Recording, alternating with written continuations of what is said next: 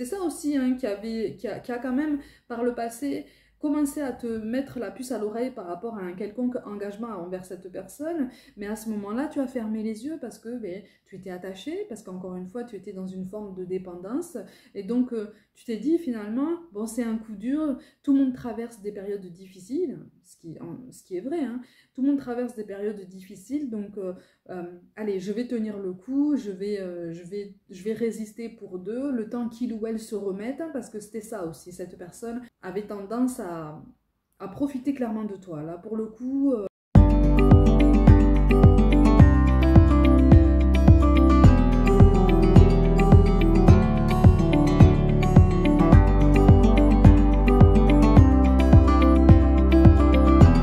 coucou mes gazelles, bienvenue pour la suite de cet horoscope amoureux pour la fin de cette année. J'espère que vous allez bien, hein, que vous vous portez bien comme d'habitude. Je suis contente de vous retrouver. Et donc on continue avec les natifs du Verseau. Je rappelle que c'est une guidance générale. N'hésite pas, si la guidance en question est déjà en ligne, à visionner justement les tirages de ton ascendant et de ton signe lunaire. Parce que parfois c'est l'ascendant par exemple qui prend une place prédominante dans un moment donné de ta vie, en l'occurrence ta vie sentimentale. Alors ami Verseau, on me parle d'une volonté de réparation. Il y a le terme de réparation, tu vois. Alors soit tu souhaites te réparer, entre guillemets, soit tu souhaites apaiser une situation. Que tu sois seul ou accompagné. Il y a quelque chose qui appelle justement à l'apaisement et cette fin d'année effectivement est idéale pour essayer de prendre position par rapport à tout ça. Tu as été dans le flou, tu as attendu pendant un moment et quelque part tu as retardé entre guillemets, alors de façon très inconsciente, hein, ton évolution, ta résilience par rapport à cette situation. Là je m'adresse à des personnes qui sont en ce moment visiblement célibataires mais qui sont encore en douleur par rapport à quelqu'un. On me parle soit de l'Espagne, soit d'un pays hispanophone, de quelqu'un qui parle couramment espagnol ou qui vient d'un pays hispanophone. Il y a quelque chose là par rapport à ça. C'est un message tout particulier, mais comme d'habitude, je te le donne, d'accord? C'est un caractère quand même très affirmé, hein? Un caractère très affirmé, un tempérament très voyageur. Il y a eu beaucoup d'hésitation par rapport à cette personne, il y a eu beaucoup d'indécision. On est resté dans le flou pendant longtemps, hein. Toi aussi, hein, tu es resté comme ça, dans une espèce de brouillard émotionnel, de brouillard énergétique quand même assez intense. Et tu as voulu protéger cette personne. C'est quelqu'un en fait qui s'est clairement défaussé de ses responsabilités, qui s'est défaussé de sa fonction, de sa place par rapport à toi-même et donc de sa part de responsabilité, hein, pas d'autre mot pour ça, hein, de toute façon. Donc tu l'as protégé, tu lui as trouvé toujours de façon très inconsciente et très involontaire, hein, tout un tas d'excuses en fait pour pardonner, pour justifier un comportement qui visiblement était déjà discutable, hein, par rapport à tout ça. Pour certains d'entre vous, cette personne a émis la volonté ou avait émis la volonté dans le passé de s'engager avec toi de façon très officielle, hein. Donc là on ne te parle pas forcément d'une vie en commun, on te parle de quelque chose qui va bien au-delà, hein. Donc soit un pacte, soit un mariage. Mais pour certains d'entre vous, on n'a pas dépassé le stade des fiançailles ou des promesses. En tout cas, ouais, pour la plupart d'entre vous, hein, qui ressortent dans cette guidance, on n'a pas dépassé ce stade-là. Et ça, c'est quelque chose que tu souhaites rétablir par rapport à ta vie, hein. Ta notion d'engagement qui a été flouée, qui a été vraiment spoliée. Tu t'es senti trompé, trahi. On a une notion de trahison, on a une notion aussi de laisser aller, hein, d'abandon, hein, par rapport à tout ça. Puisque cette personne, visiblement, a continué à se défausser de son engagement envers toi. Et donc, cette union très officielle n'a pas eu lieu, visiblement. On est quand même en train de te rappeler que même si ça n'en a pas l'air, c'est une bénédiction déguisée. En ce moment, on est dans une vague. Là, je ne te cache pas que par rapport aux guidances générales notamment, on est dans une vague de bénédictions déguisées, hein, en ce sens que les prises de conscience s'enchaînent, là, on ouvre les yeux sur tout un tas de choses, sur tout un tas de personnes, tout un tas de schémas relationnels, de schémas personnels. C'est quelque chose qui fait mal, hein, ça pique fort, hein, ça envoie, hein. En ce moment, ça envoie. C'est très, très, très puissant. Mais c'est pour notre bien, vraiment. C'est pour nous aider à avancer, c'est pour nous aider à élever, pour nous aider à nous recentrer, à prendre des décisions. Et quel que soit notre statut, quel que soit notre âge, quelle que soit notre sensibilité, n'oublie pas, on est tous interconnectés, hein, d'accord? Oh, c'est quelqu'un qui avait réussi quand même, hein, malgré tout, à t'isoler de certaines personnes qui étaient proches de toi. Donc ça peut être la famille, ça peut être même certains de tes amis, hein, certaines personnes qui faisaient partie de ton cercle amical quand même proche, régulier, hein, et pour certains d'entre vous même quotidien. C'est quelqu'un qui t'a tellement demandé de tout lui donner qu'en fait tu t'es tellement investi, tu t'es tellement fondu que tu t'es coupé du reste du monde, tu vois. Et c'est quelqu'un qui a, voilà, qui a puisé toutes ses énergies en toi en te promettant tout un tas de changements, tout un tas d'évolutions, tout un tas d'engagements, et notamment cet engagement officiel pour toi, hein, puisque pour toi, la notion de famille, la notion d'engagement, de fidélité, de loyauté, c'est un ensemble de notions qui sont indispensables pour toi de toute façon, hein, pour t'aider, et qui sont tout à fait légitimes, hein, tout à fait compréhensibles, qui sont tout à fait indispensables pour t'aider justement à y voir plus clair dans ton relationnel par rapport à quelqu'un. Et aujourd'hui, cette personne visiblement s'est éloignée, ou en tout cas elle est en cours d'éloignement, hein, par rapport à tout ça. Quand je dis qu'elle est en cours d'éloignement, c'est que elle a moins d'intensité dans ses émotions, hein, cette personne, hein. Homme ou femme, peu importe. Pour certains d'entre vous, il peut s'agir de quelqu'un d'un signe de feu, d'accord? Donc Sagittaire, Bélier ou Lion. Pour certains d'entre vous, c'est possible. C'est pas obligatoire, mais c'est possible. Ça ressort en tout cas. Et c'est quelqu'un qui s'est éloigné et qui soit est en cours d'éloignement. Donc au niveau physique, il y a un déménagement qui est en cours, ou un déménagement qui est récent, hein, mais de sa part. De ce qui ressort ici, c'est plutôt cette personne en fait qui a enclenché ce mouvement géographique, hein, ce mouvement géographique d'éloignement. Même au niveau du déménagement, de ce qui ressort ici, en grande majorité, ça n'est pas toi qui as pris le départ, c'est lui ou elle, hein, qui a pris l'initiative, ou en tout cas qui a suivi le vent, hein, qui a tendance justement, même dans son quotidien, à aller un petit peu là où le vent le mène ou l'amène. Donc voilà, c'est quelqu'un qui a l'habitude de bouger, c'est quelqu'un qui a l'habitude de changer de relationnel quand même assez régulièrement. On n'a pas la même définition de la promesse, de la loyauté, de la parole investie, hein. Entre cette personne et toi, on n'est pas sur ça, mais il y avait quand même une forme de dépendance. C'est pour ça que je te dis que même si cette personne a disparu de ton paysage, elle n'a pas encore disparu de tes énergies, de tes pensées, de tes émotions, ce qui est tout à fait normal, hein, d'accord? Quand les sentiments sont réellement implémentés, ou quand même une forme de dépendance par rapport à ce qui ressort ici est présente, ça met très longtemps, hein, c'est très très long, hein, de toute façon à s'éteindre, puisque ça demande une forme d'honnêteté envers soi-même qui est quand même assez rude, hein. Reconnaître soi-même qu'on était dans une situation de dépendance par rapport à quelqu'un, ou d'attachement déséquilibré tout du moins, c'est quelque chose d'assez difficile à admettre, parce que ça nous donne l'impression, en tout cas de ce qui ressort ici, ça nous donne l'impression d'être en face de nos échecs, d'être en face de quelque chose qu'on a complètement raté. Mais tu n'as absolument rien raté, c'est une expérience de vie. On est vraiment en train d'essayer de t'aider à dédramatiser en fait la situation. Tu n'as absolument rien raté, ça n'est pas un échec dans le sens où tu l'entends, d'accord? Et j'irai même jusqu'à te dire que ça n'est absolument pas un échec du tout.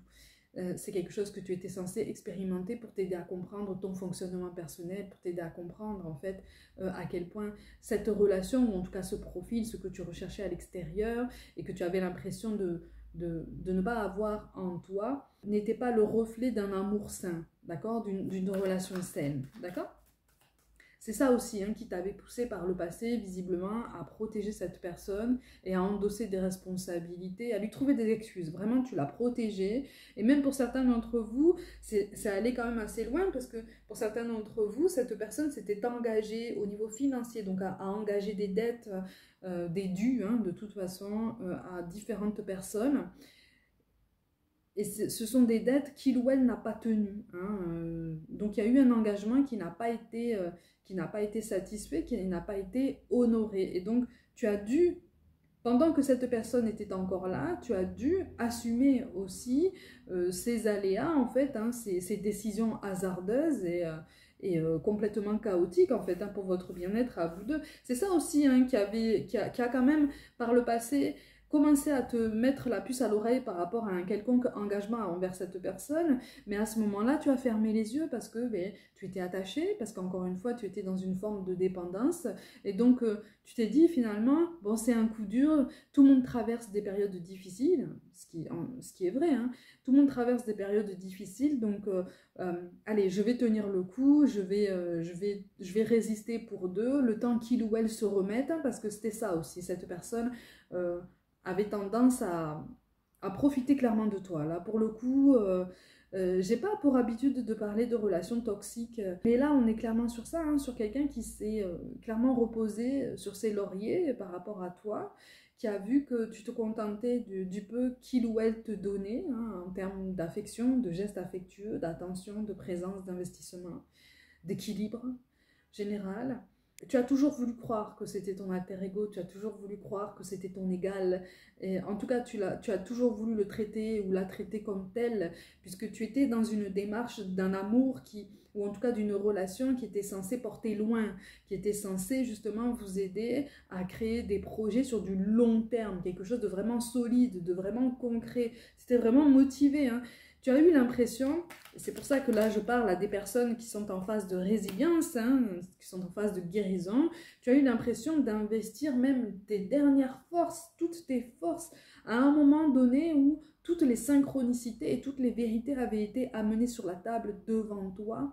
C'est comme si tu ne pouvais plus fermer les yeux, mais qu'en dernier recours, comme voilà, une dernière tentative, avant tout le reste, tu t'étais dit non, allez, je donne un dernier coup de collier, dans cette relation, je donne tout. C'est la dernière fois que je pardonne, mais c'est vraiment la dernière fois. Là, pour le coup, c'est la dernière des dernières. Et visiblement, tu t'es tenu promesse par rapport à tout ça. Tu as tenu la promesse que tu t'es faite en ce sens-là. Et c'est un premier pas en avant, hein, d'accord, pour l'affirmation de soi, pour le fait de poser des limites saines par rapport à des personnes, ou en tout cas par rapport à cette personne qui a puisé énormément d'énergie en toi. Tu t'es dit, c'est la dernière fois, c'est vraiment, vraiment, mais vraiment la dernière fois que je pardonne. Et ça a été la dernière fois que tu as pardonné à cette personne. Ça a été un crève-cœur, hein, de toute façon, hein, de t'éloigner de cette personne. Et pour certains d'entre vous, même, sa famille était très intéressée par rapport à tout ce que tu pouvais offrir, par rapport à ta disponibilité, par rapport voilà, à ton image, par rapport à tout ce que tu pouvais... tout ce que tu pouvais mettre en place en fait hein, pour les aider à accéder à quelque chose auquel ils n'avaient pas accès jusqu'à présent ou en tout cas pas sans toi, à leurs sentiments hein, de toute façon. Donc là je m'adresse à mes Verseaux, à des personnes qui sont en train de s'envelopper de douceur sur cette fin d'année. L'émotionnel est clairement mis de côté, ou en tout cas tu mets de côté cet émotionnel par rapport à d'autres personnes. Donc tu essayes, tant bien que mal, mais plus bien que mal hein, d'ailleurs, d'encapsuler ce passé, cette relation passée. Tu veux faire la poussière pour passer à 2025 avec le cœur un petit peu plus léger. Hein. Et on t'encourage dans cette démarche, on t'encourage dans le fait aussi de prendre soin de ta santé physique, et donc de ta fatigue physique, de ta fatigue nerveuse. Hein. Pour certains d'entre vous, ce surinvestissement personnel, ça a même eu des répercussions sur ton investissement professionnel, sur ta productivité, sur ton efficacité, sur ta confiance en toi, sur ton esprit d'initiative. Là, il y a un cas tout particulier qui ressort, là, visiblement. Tu étais à un poste à responsabilité, donc tu avais un leadership, hein, de toute façon, et tu l'as toujours, mais tu as toutes ces compétences encore, hein, de leadership, d'encadrement, de prise d'initiative, de renouveau, vraiment cette puissance pour inspirer de la nouveauté, pour inspirer une nouvelle force à tout un groupe de travail.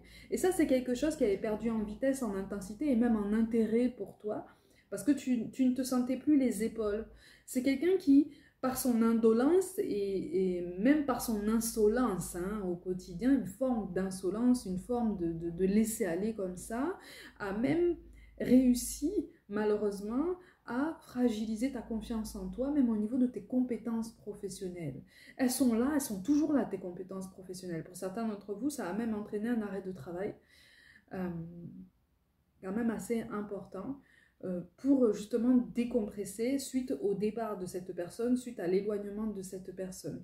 Pour certains d'entre vous, tu aurais dû bénéficier en fait de cet arrêt, mais tu ne l'as pas fait parce que tu as voulu en fait te raccrocher à ce qui te tient à cœur, parce que là je m'adresse à des personnes qui au niveau professionnel aiment quand même ce qu'elles font, tu vois.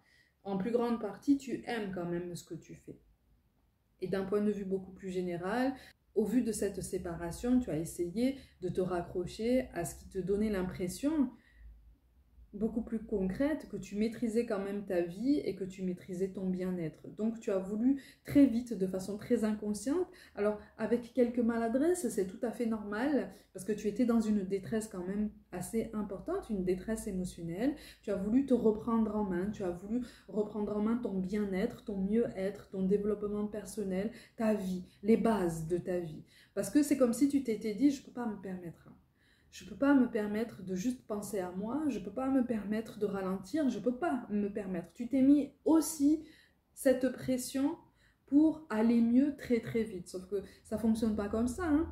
Au niveau énergétique, au niveau nerveux, au niveau physique, tout fonctionne à des rythmes différents. Tu vois? Parce que ça participe aussi d'un changement d'état d'esprit, un changement de bienveillance, hein, par rapport à toi-même. Ça, c'est quelque chose qui est en cours de reconstruction en toi. Tu vois? Donc, pour ceux qui sont concernés par cette guidance, surtout ne perds absolument pas espoir en toi-même, parce que tu es là, tu es dans ta vie, malgré tout. N'aie pas la sensation, ou en tout cas, essaye d'avoir un petit peu moins cette sensation d'échec par rapport à tout ce que tu as pu vivre, et essaye d'avoir un point de vue beaucoup plus global de ton parcours de vie et pas seulement par rapport au sentimental. Et rends-toi compte de tout ce que tu as pu accomplir dans ta vie sur tous les domaines. Il n'y a pas de petites victoires, il n'y a pas de petites réussites, d'accord? Il n'y a que des accomplissements personnels. Et il n'y a que des points de vue tout à fait personnels qu'on pose sur ces accomplissements personnels. Donc c'est à toi de décider, de voir en fait ta résilience comme quelque chose qui relève même d'une grande force personnelle. En tout cas, c'est ce qui ressort ici. Même si tu as mis ton relationnel de côté, parce qu'il y a un grand sentiment de solitude, un grand sentiment de culpabilité aussi. Donc tu culpabilises aussi par rapport à toi, tu culpabilises par rapport à tous ceux que tu as l'impression d'avoir fait souffrir au travers, ou en tout cas de façon très indirecte, par rapport à cette relation passée. Mais cette culpabilité ne te sert à rien, là, si tu veux. Elle ne t'aide pas à prendre du recul sur ta situation. Elle ne t'aide pas à ouvrir les yeux sur la personne extraordinaire que tu es toujours. Ok? Tu as toujours été quelqu'un de bien. Tu as toujours été quelqu'un qui a été digne d'amour, comme nous tous. Ça n'a absolument pas changé. Ce qui change aujourd'hui, ce sont tes envies, tes besoins, tes ambitions. Et ça, c'est tout à fait normal. Parce que tu es en train d'apprendre et d'encaisser et d'épurer tout un karma extrêmement puissant. Je le rappelle, le karma, c'est l'expérience de vie. Le karma, on l'accumule de vie en vie. Le karma, on le crée aussi à partir du moment où on arrive dans notre vie. Tu vois, à partir du moment où on commence à avoir l'âge de prendre des décisions, voilà, de faire des choix en conscience des conséquences. Et même si on n'a pas forcément conscience de toutes les conséquences, parfois on fonce tête baissée dans une relation parce qu'on veut y croire, parce qu'on fonctionne avec le cœur même, parce que c'est fort, parce qu'on ne veut pas rater cette chance, parce qu'on ne veut pas rater cette opportunité, on ne veut pas avoir de regrets ni de remords. Donc il y a trop de non-dits, il y a trop d'actes manqués et on en a marre de tout ça. Donc on veut passer à la vitesse supérieure. Donc à la première occasion, on se jette à corps perdu dans cette relation et ça passe ou ça casse. Ici, effectivement, ça a été extrêmement délicat, extrêmement difficile, mais un renouveau se présente pour toi. Un renouveau se présente pour toi. Ne sois pas pressé. Quand tu as trouvé un autre amour, une autre personne solide, quelqu'un avec qui tu pourras évoluer et que tu ne porteras pas à bout de bras et qui n'aura pas non plus besoin de te porter à bout de bras toi non plus, puisque tu auras entamé cette résilience. Cette résilience, tu l'as déjà commencée. Je ne sais pas si tu en as conscience de tout ça. Est-ce que tu as conscience de ton pouvoir personnel? Tu n'es plus la même personne qu'il y a 6 ou 7 mois, voire même 8 mois, 8-9 mois. Il y a eu une prise de conscience au printemps dernier pour toi. Pour ceux qui ressortent dans cette guidance, je rappelle, c'est général, donc prends vraiment ce qui t'appelle et ce qui résonne pour toi. Hein. Il y a eu une prise de conscience, visiblement, pour certains d'entre vous, au printemps. C'est une prise de conscience qui a été délicate, elle a été intense, mais en fait, on te dit qu'elle est arrivée au bon moment. Elle est arrivée au moment où tu étais prêt ou prête à la recevoir, même si tu n'en as pas l'impression. Hein? Même si tu n'en as pas l'impression parce que ça a été brutal, c'était le bon moment. C'était l'instant où l'univers te disait maintenant tu as assez vécu de choses avec cette personne, il est temps de prendre une décision pour toi. Il est temps d'ouvrir les yeux là et de voir en fait pourquoi ça résonne aussi fort, pourquoi ça résonne de cette façon avec toi. Tu t'es senti déchiré, tu t'es senti tiraillé, non seulement entre ton passé et ton présent, mais aussi entre cette personne et toi-même, cette personne et les personnes desquelles cet individu t'a coupé, entre toi-même et toutes ces personnes qui t'aiment toujours, hein, qui t'aiment toujours, mais avec qui visiblement la communication est pour l'instant coupée ou en tout cas vacillante. Hein. Il y a une hésitation au niveau de la communication ou d'un retour de communication par rapport à toutes ces personnes. Il y a quand même un espoir par rapport à ces personnes, par rapport à un retour de communication. Alors, je ne te cache pas qu'il y aura quelques mésententes ou quelques tensions encore par rapport à une femme qui est à peu près dans le même âge que toi et qui a toujours eu des liens très fraternels avec toi, très fusionnels. Il y a quelque chose effectivement qui risque d'être encore tendu à un retour de communication, mais l'amour est là en fait. L'amour est là. Donc en fait, tu te rends compte ici, et c'est la substance en fait de cette guidance, que le sentimental a tenu une grande place dans ta vie, elle a tenu une trop grande place dans ta vie, une place déséquilibrée par rapport à l'amour filial, par rapport à l'amour amical, par rapport à tes ambitions professionnelles aussi, ta personne et ta capacité de rayonnement. Tu avais perdu ta place. Tu avais perdu ta place dans ta vie, tu avais perdu cette notion en fait que tu es aussi important ou importante que quiconque dans ta vie et que tu es l'élément principal de ton existence. Tu es en train de reprendre la main sur cette vie, tu es en train de reprendre de la vie en toi. Même ton corps est en train de reprendre des forces ou en tout cas, il t'envoie des messages que tu ne comprends peut-être pas tout de suite. Là, c'est tout à fait normal, mais il t'envoie des confirmations que tu es sur la bonne voie. D'accord ? Tu es sur la bonne voie, la voie de la résilience, la voie de l'ouverture à toi-même, la voie d'une nouvelle conscience par rapport à ta vie. Okay ?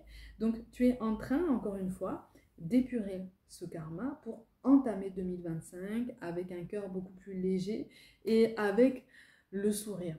Le sourire va te revenir et tu vas voir que bientôt tu vas même rire à nouveau spontanément pour quelque chose que tu ne soupçonnais absolument pas. Tu vas même te surprendre dans ce moment-là. Mais ne t'inquiète pas, accueille ce moment, même si ça risque de faire remonter des émotions très fortes qui n'ont visiblement rien à voir, mais c'est quelque chose qui va demander justement à être soulevé, à être exprimé. Et à ce moment-là, tu auras la force de poser des mots sur tout ce qui s'est passé avec cette personne. Okay ?